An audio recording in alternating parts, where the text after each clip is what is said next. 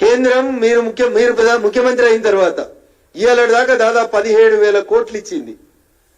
అరే పైసలు లేకపోతే ఆడికెళ్ళన్నా నీ కారులో వచ్చే పెట్రోల్ లేకపోతుంది కదన్నా.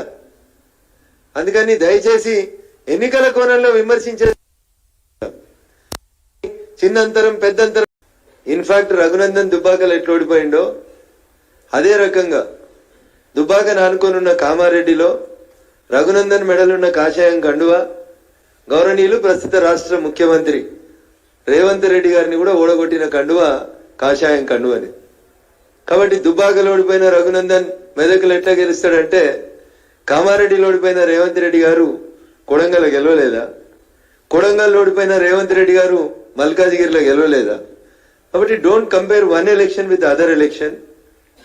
దయచేసి నా విజ్ఞప్తి ఏంటంటే వ్యక్తిగత దూషణలకి పోవడం అనేది సమంజసం కాదు. మీరు అందరి మీద దాడి చేసినట్టు రఘునందన్ మీద దాడి చేస్తా అంటే అస్సలు సాగదు.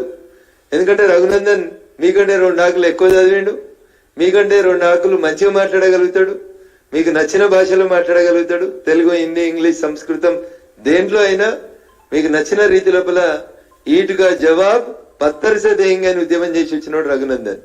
ముఖ్యమంత్రి గారు మీరు మాట్లాడిన అబద్ధాలు, ఇక్కిరిసాట్ ఇందిరమ్మ తెచ్చింది, ఇక్కిరిసాట్ 1972లో వచ్చింది రేవంత్ రెడ్డి గారు. ఇందిరమ్మ మెదక్కి గెలిచింది 1980లో. కాబట్టి 1980లో గెలిచిన ఇందిరమ్మ మెదక్కి ఇక్కిరిసాట్ తెచ్చింది అనేది ఎంతవరకు నిజం అనేది రాష్ట్ర ప్రజలు దయచేసి ఆలోచించుకోవాలి. బిహెచ్ఎల్ ఇందిరమ్మ తెచ్చింది.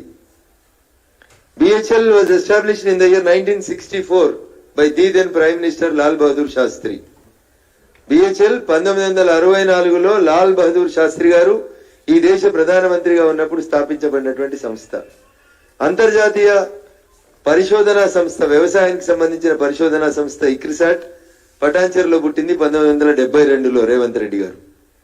ఐడిపిఎల్ అన్నారు మీరు. ఐడిపిఎల్ కి మా మెదక్ జిల్లాకు సంబంధం లేదు రేవంత్ రెడ్డి గారు. IDPL comes under Kukatpally assembly constituency sir. దానికి మా మెతుకు సీమకు సంబంధం లేదు సార్.